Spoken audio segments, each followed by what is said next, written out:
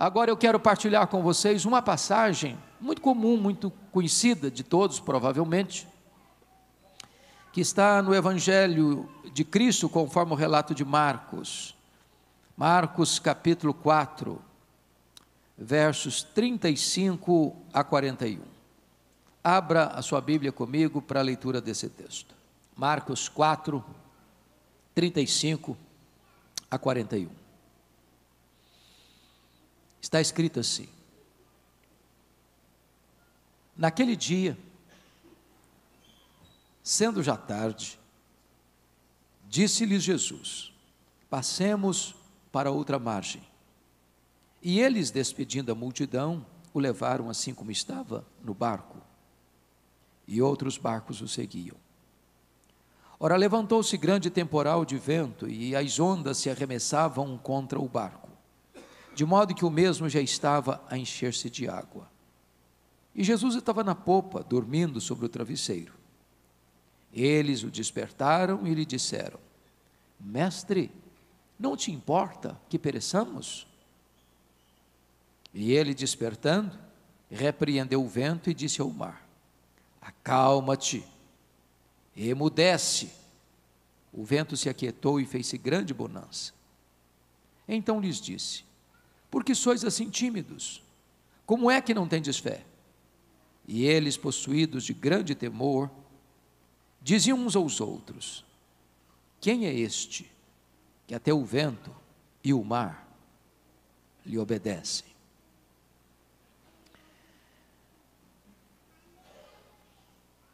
Eu quero dizer para vocês, e estou plenamente convencido de que com a concordância de todos vocês, que a vida não é indolor. Nós não vivemos blindados, não vivemos numa redoma de vidro. A vida não acontece num parque de diversões. A nossa história não se desenrola numa colônia de férias. Nós enfrentamos lutas.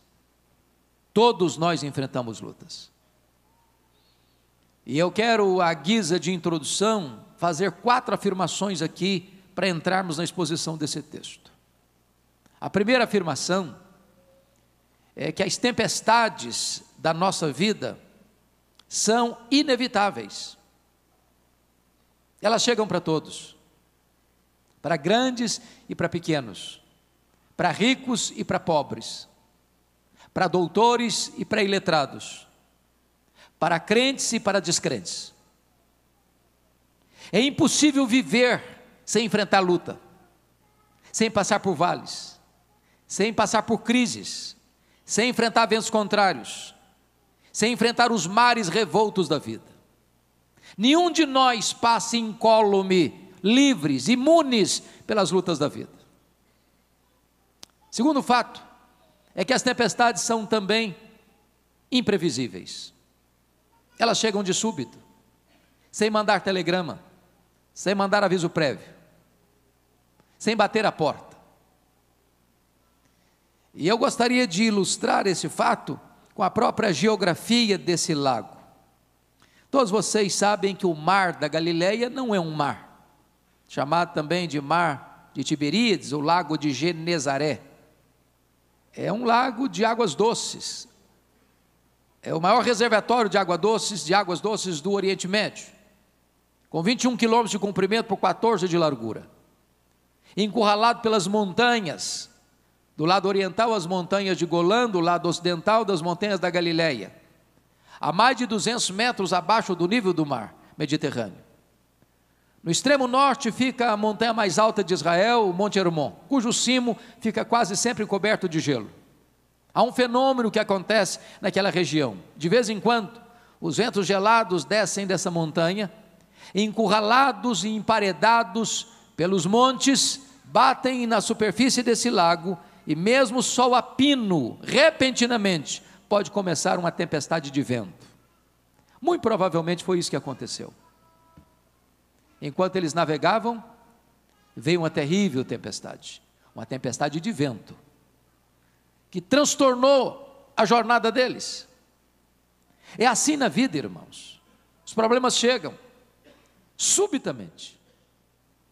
Como um dia normal, que você levanta, leva filho para a escola, vai para o trabalho, de repente um acidente.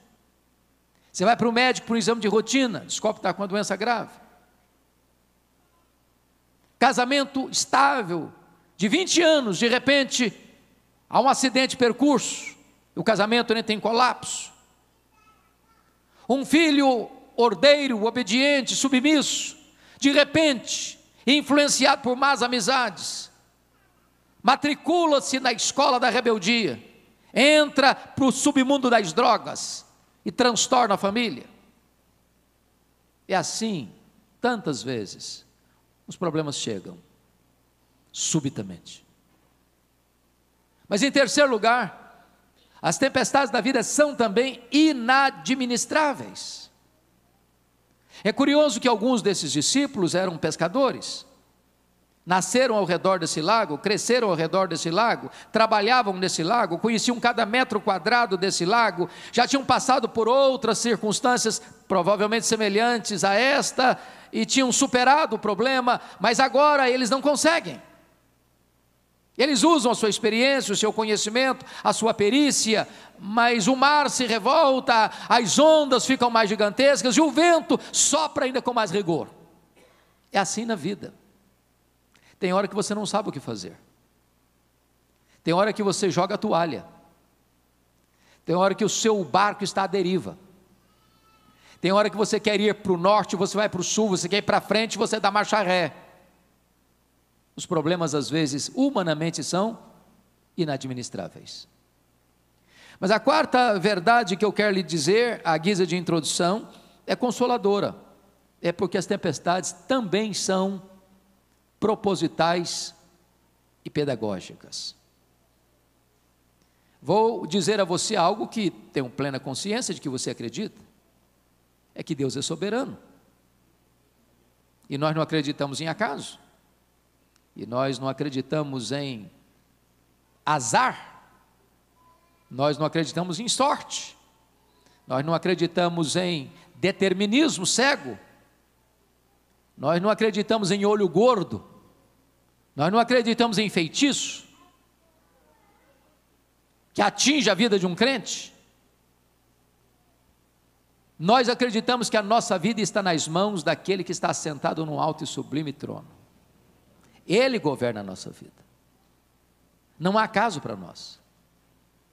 Se Deus permite você passar por uma tempestade, não é para destruir você, é para tonificar as musculaturas da sua alma.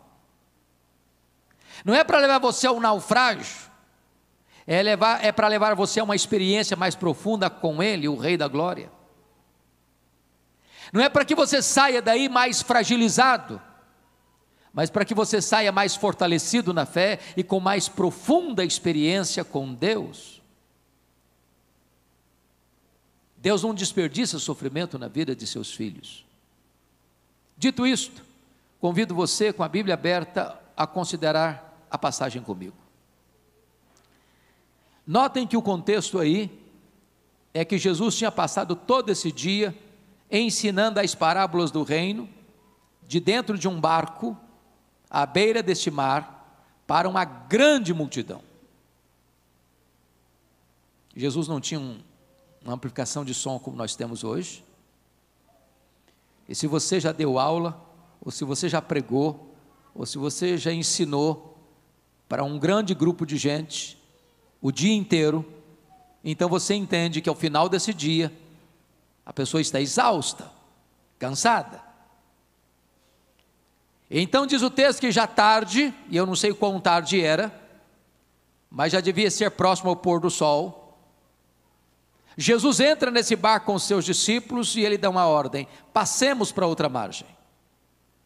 Sendo ele homem, perfeitamente homem, sujeito ao esgotamento físico, pega um travesseiro, vai lá para a popa do barco, deita e dorme, enquanto navegam.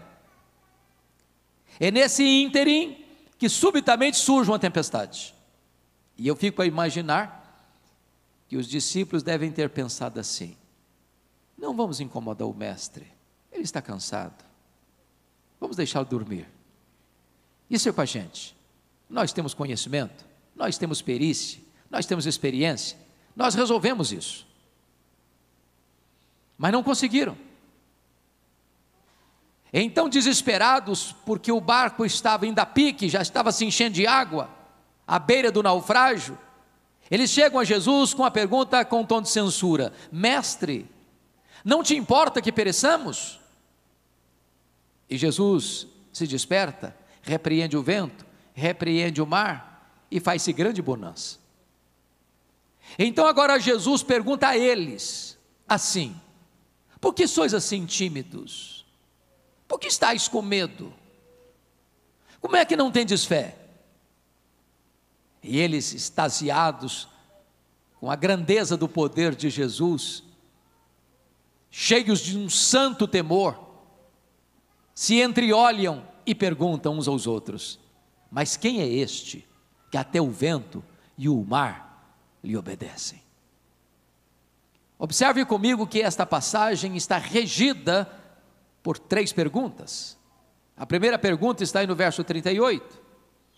É a pergunta dos discípulos a Jesus, a pergunta do desespero humano: mestre, não te importa que pereçamos?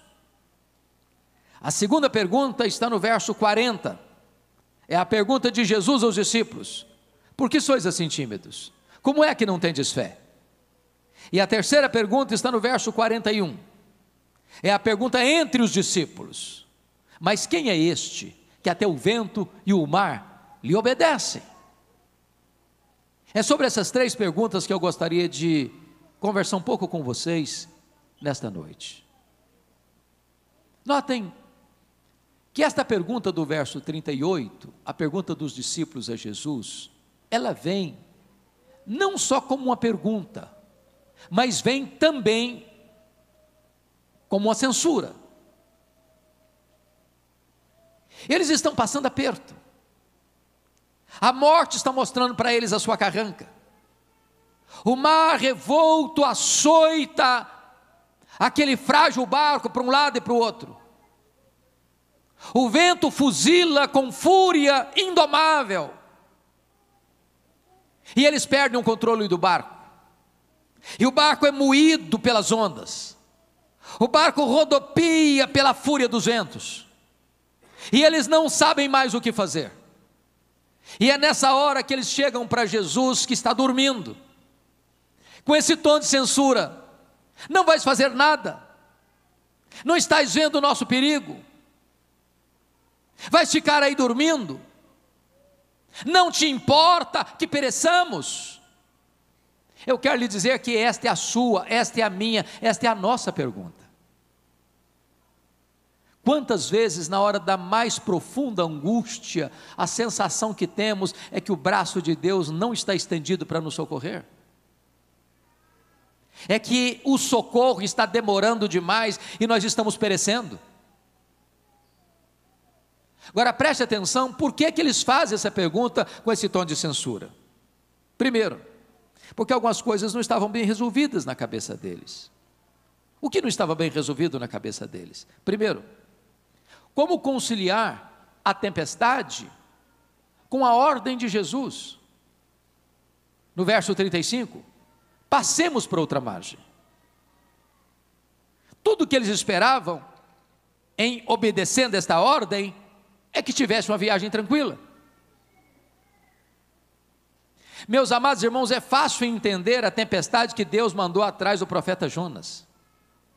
Ele estava pegando um caminho de desobediência, indo para Tarsis, quando Deus o mandara para Nínive.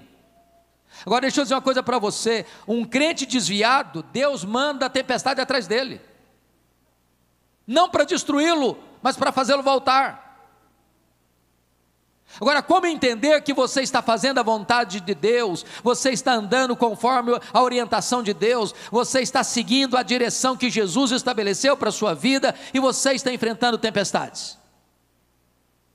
A crise chega e você diz: meu Deus, mas eu sou crente. Senhor, mas eu sou fiel. Senhor, mas eu levo uma vida piedosa. Meu Deus, mas eu sou um dizimista fiel. Mas meu Deus, eu ando na tua presença em novidade de vida. Meu Deus, eu estou sempre pronto a te obedecer. E eu estou passando por esta tempestade, Senhor. Não vais fazer nada. Mas eles tinham um outro problema, que não estava bem resolvido na cabeça deles. Era como conciliar a urgência da necessidade deles com a aparente demora de Jesus. O que Jesus estava fazendo no barco? Dormindo. Quem está dormindo não está agindo. E quem tem problema tem pressa. Quem tem dor tem pressa. Quem está no miolo da tempestade tem pressa. Quem está sendo moído pelo vendaval tem pressa. Quem está vendo a carranca da morte toda hora tem pressa. E eu posso dizer para você que há momentos em que a demora de Deus nos atinge mais do que a própria tempestade. Eu fico imaginando a situação da Marta, lá na aldeia de Betânia, quando ela manda um recado para Jesus assim: está enfermo aquele a quem amas.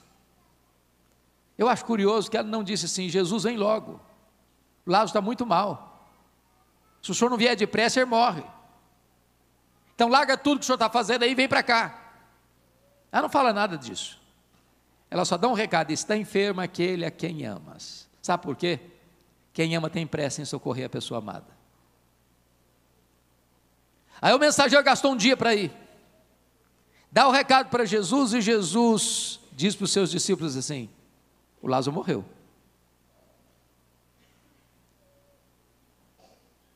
Eu imagino que o emissário volta no dia seguinte e vai logo dizendo para Marta: ó, Jesus só mandou um recado para você, que essa enfermidade não é para a morte, é para a glória de Deus, mas o Lázaro está morto e está sepultado. Olha o nó na cabeça da Marta. E Jesus fica mais 2 dias ainda onde estava. Só no 4º dia Jesus vai. E quando Jesus chega na aldeia de Betânia, em vez de Marta falar shalom para Jesus, ela foi logo despejando a sua dor, a sua mágoa, a sua revolta: se tu estiveras aqui, o meu irmão não teria morrido, o senhor chegou tarde, agora não adianta mais. Deixa eu dizer uma coisa para você. Por que Jesus esperou até o 4º dia? Porque havia uma crença entre os rabinos de que um morto poderia ser ressuscitado pela intervenção de um homem de Deus, como aconteceu com o profeta Elias, como aconteceu com o profeta Eliseu, até o 3º dia. Porém, a partir do 4º dia, a crença deles é que só o próprio Deus podia se manifestar para fazer esse milagre, nenhum homem podia ser um instrumento dele. Pois Jesus espera até o 4º dia, para que a nação de Israel se rendesse à verdade inegável de que Jesus não é apenas um grande homem, mas o próprio Deus entre os homens. Quando Jesus parece demorar, é porque Ele está preparando algo maior e melhor para a sua vida. Não se desespere, Jesus está no controle da sua vida. Mas eu acho que esses homens estão aflitos por uma terceira razão. Era como conciliar a urgência do clamor deles com o silêncio de Jesus. Se Jesus estava dormindo, ele não só não estava fazendo, não estava agindo, como também não estava falando.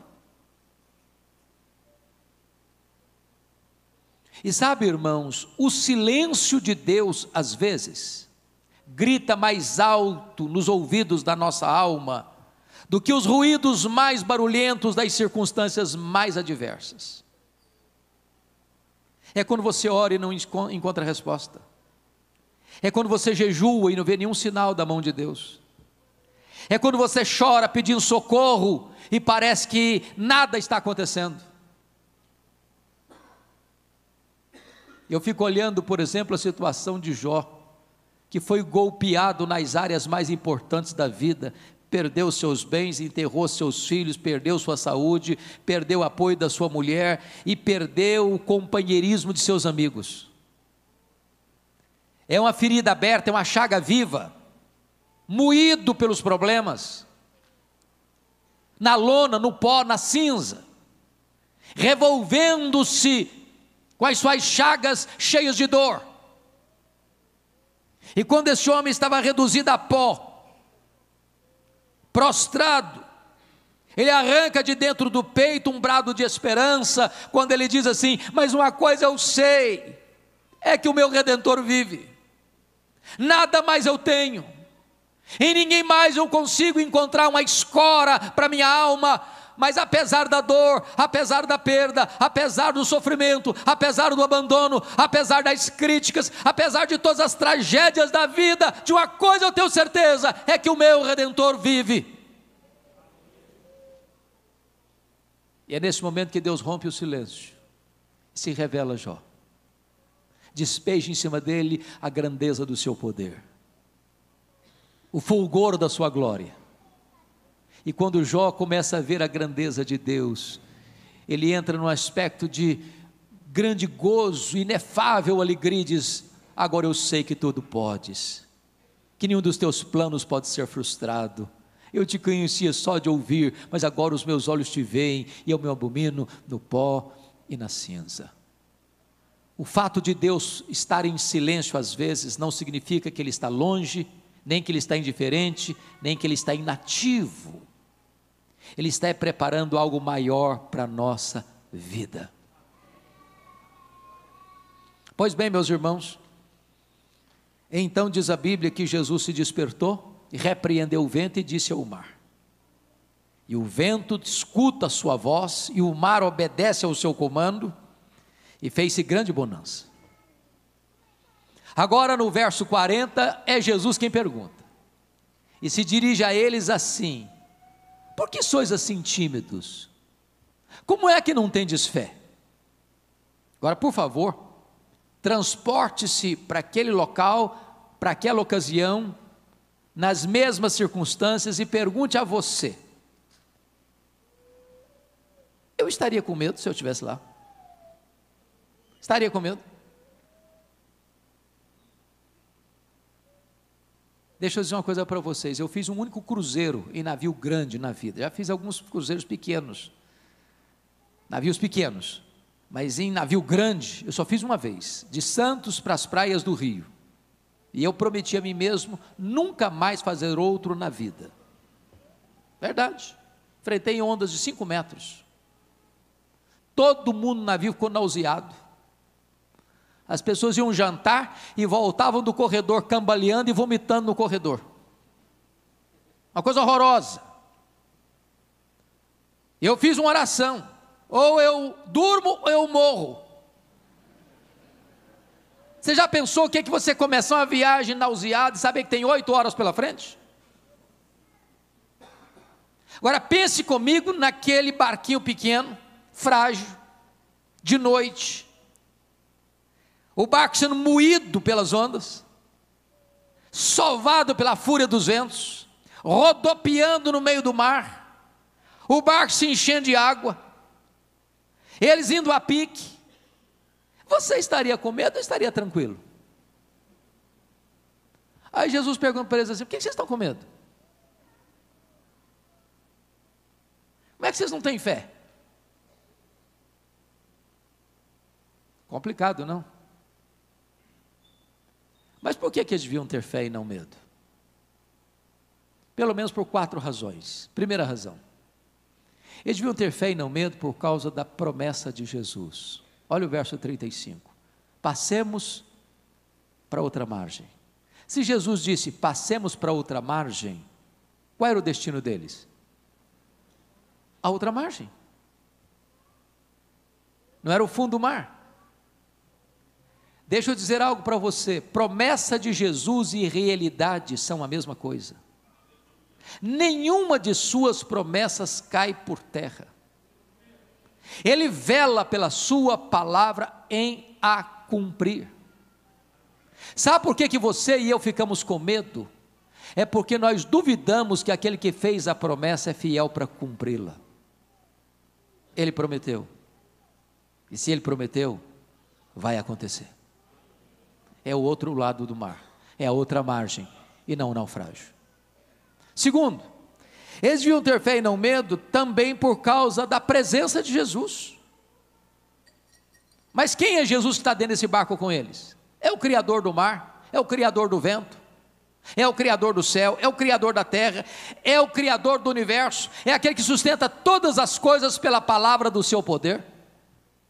A criatura não é maior do que o Criador, e a criatura não pode derrotar o Criador. O Criador estava dentro desse barco e a criação não podia vencê-lo. Sabe por que você e eu ficamos com medo? É porque tantas horas perdemos a consciência de que o todo soberano Deus, nosso glorioso Redentor, prometeu estar conosco todos os dias até a consumação dos séculos. A nossa segurança não está no fato de que somos fortes e nem no fato de que as provas ou tempestades da vida são pequenas. Está no fato de que Jesus, que é supremamente grande, soberano, está conosco. Ele é o nosso refúgio e nele nós temos uma âncora segura.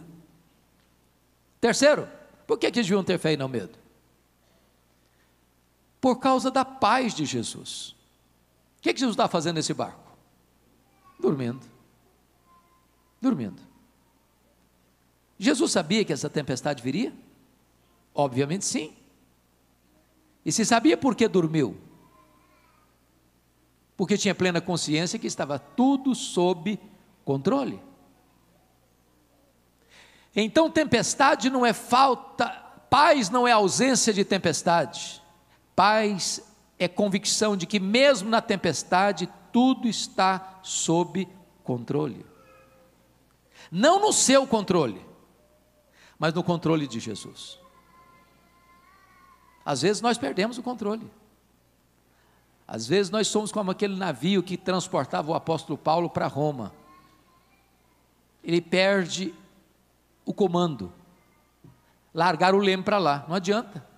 Tentar controlar o navio, o navio está indo para outra direção. Às vezes a nossa vida é assim. Nós não temos mais direção. Nós perdemos o controle. Queremos ir para o norte, o navio vai para o sul. Queremos ir para o sul, o navio vai para o norte. Mas mesmo que você perca o controle, Jesus não perdeu o controle. Mesmo que você não saiba mais o que fazer, Ele sabe o que fazer. Então calma. Então sossega o seu coração. Jesus está no controle da sua vida. Quarta razão, por que eles deviam ter fé e não medo? Por causa do poder de Jesus. É curioso que o evangelista Marcos reúne ao redor dessa passagem mais 3 episódios que retratam o poder de Jesus. Primeiro, ele tem poder sobre as leis da natureza. O mar, o vento, obedece a sua voz. Ele deu uma ordem para o sol e o sol para. Ele deu uma ordem para o vento e o vento sossega. Ele deu uma ordem para o mar e o mar se aquieta. Ele tem todo o poder e ele tem toda a autoridade sobre a criação, porque foi ele que criou todas as coisas.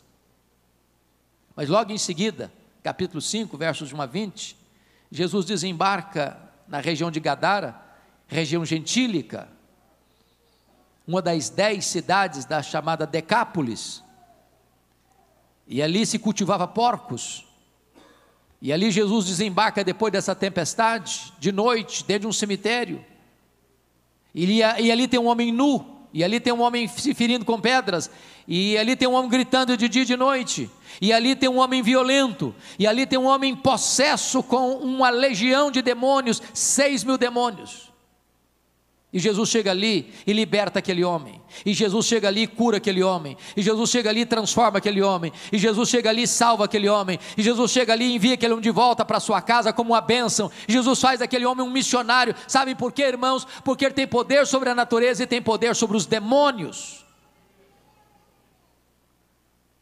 A escola de samba de São Paulo equivocou-se profundamente. Não é o demônio que pisa na cabeça de Jesus, é a semente da mulher que esmaga a cabeça da serpente. Nós não servimos a um Cristo vencido e derrotado, nós não servimos a um Cristo derrotado e humilhado, nós servimos ao Rei dos Reis, ao Senhor dos Senhores, aquele que está no trono e diante de quem todo joelho precisa se dobrar, no céu, na terra e debaixo da terra. Mas em seguida, no capítulo 5, Jesus cura uma mulher hemorrágica.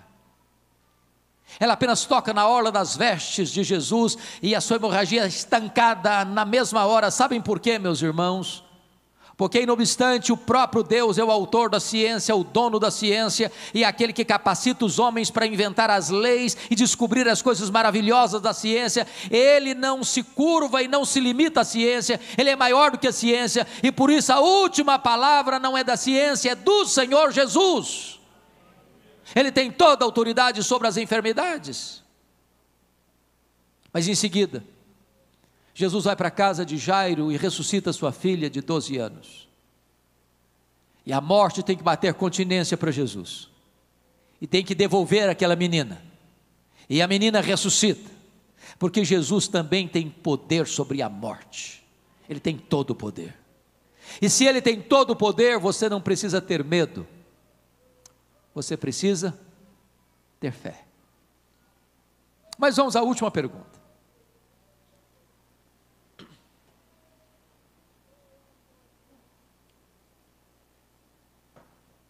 Preste atenção comigo, versículo 41, pense comigo na cena, transporte-se para esse ambiente, para essa geografia. Se o mar estava revolto, se as ondas estavam altas, se o barco estava sendo moído e jogado de um lado para o outro, e Jesus dá uma ordem para o mar: acalma-te, para o vento, sossega. E eu fico vendo a cena.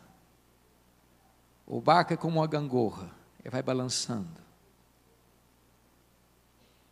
E parece que o vento e o mar, como uma fera selvagem, vai se encolhendo. O barco já estava quase cheio de água. Os discípulos todos molhados, talvez extasiados diante do poder e da majestade de Jesus. Eles estão perguntando uns aos outros assim: mas quem é este? Quem é este que até o vento e o mar lhe obedecem? Eles já conheciam a Jesus, eles já tinham visto os milagres de Jesus, eles já tinham escutado os ensinamentos de Jesus. Mas agora Jesus passa de uma aula teórica, as parábolas do reino, para uma aula prática, dentro do mar, mostrando para eles que ele não só ensina, ele exerce poder. Quem é este? E hoje, nesta noite, nós poderíamos responder a esta pergunta: quem é este? E eu diria para vocês que este é aquele que lá nos refolhos da eternidade, antes da criação do mundo, reunido no conselho da Trindade, entre o Pai e o Espírito Santo, traçam um plano perfeito, eterno e eficaz, para todo o curso da história da humanidade.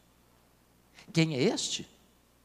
Este é aquele que no princípio fez todas as coisas, porque todas as coisas foram feitas por intermédio dele, sem ele nada do que foi feito se fez. Quem é este? Este é aquele que sustenta todas as coisas pela palavra do seu poder. Quem é este? Este é a semente da mulher que esmaga a cabeça da serpente. Quem é este? Este é aquele para quem os profetas apontaram, de quem os patriarcas falaram. Este é aquele que foi simbolizado pelo Cordeiro da Páscoa, cujo sangue vertido e passado na batente das portas libertou o povo de Israel da morte. Quem é este?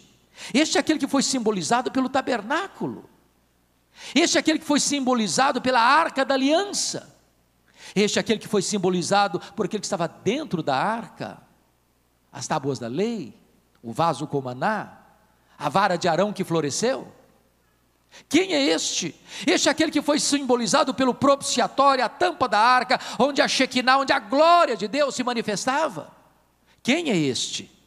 Este é aquele que foi simbolizado pelos rituais do culto de Israel, pelos sacrifícios de Israel, pelas festas de Israel, pelo sábado. Tudo isso era sombra dele, ele é a realidade.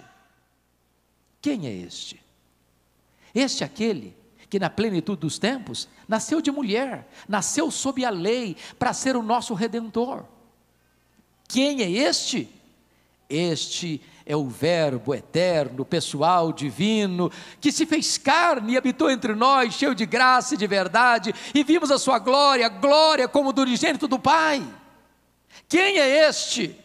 Este é o Salvador, este é o Messias, este é o Senhor. Este é o sol da justiça, este é a estrela da manhã. Quem é este? Este é o Cordeiro de Deus que tira o pecado do mundo, o Cordeiro que foi morto, mas está vivo pelos séculos dos séculos. Quem é este? Este é o pão da vida, este é a luz do mundo, este é a porta das ovelhas, este é o bom, o grande, o supremo pastor. Quem é este? Este é a ressurreição e a vida, este é o caminho e a verdade e a vida, este é a videira verdadeira. Quem é este? Este é o Alfa e o Ômega, o princípio e o fim. Este é o Senhor dos senhores, este é o Rei dos reis. Quem é este? Este é aquele que revestido com o poder do Espírito Santo, andou por toda parte fazendo o bem, libertando os oprimidos do diabo. Os cegos viram, os mudos falaram, os surdos ouviram, os coxos andaram, os leprosos foram purificados, os mortos ressuscitaram. Quem é este? Este é o nosso glorioso Deus, o nosso Salvador, o maravilhoso Conselheiro, o Deus forte, o Príncipe da paz. Quem é este? Este é a raiz de Davi, este é o leão da tribo de Judá, que venceu para abrir o livro e desatar-lhe os selos. Quem é este? Este é aquele que por amor de nós não levou em conta a ignomínia da cruz, pela alegria que lhe estava proposta de nos comprar para Deus com o seu sangue. Quem é este? Este é aquele que foi cuspido pelo sinédrio, é aquele que foi vilipendiado pelo pretório romano. Este é aquele que sangrou e chorou no Getsêmani por amor de nós. Este é aquele que caminhou para a cruz como um rei caminha para a sua coroação. Este é aquele que morreu pelos nossos pecados, aquele que foi sepultado e ressuscitou conforme as Escrituras para a nossa justificação, entrando nas entranhas da morte, arrancando o aguilhão da morte, matando a morte, inaugurando para nós imortalidade. Quem é este? Este é aquele que vitoriosamente voltou para o céu e derramou o Espírito Santo sobre a igreja. Quem é este? Este é o fundamento da igreja, o dono da igreja, o edificador da igreja, o protetor da igreja. Quem é este? Este é aquele que está no trono como nosso supremo advogado, intercedendo por nós. É o nosso grande sumo sacerdote que se compadece de nós em nossas fraquezas. Quem é este? Este é aquele que governa o universo, este é aquele que reina sobre todas as nações, este é aquele que põe reis e tira reis do trono, este é aquele que está com as rédeas da história em suas poderosas mãos. Quem é este? Este é aquele que vai voltar pessoalmente, visivelmente, audivelmente, inesperadamente, repentinamente, gloriosamente, vitoriosamente, para buscar a sua igreja, para reinar com ela para sempre, e sempre, e sempre, e sempre. Quem é este? Este é o nosso grande Deus e Salvador Jesus Cristo. Você não precisa ter medo, você precisa ter fé. Que Ele nos abençoe.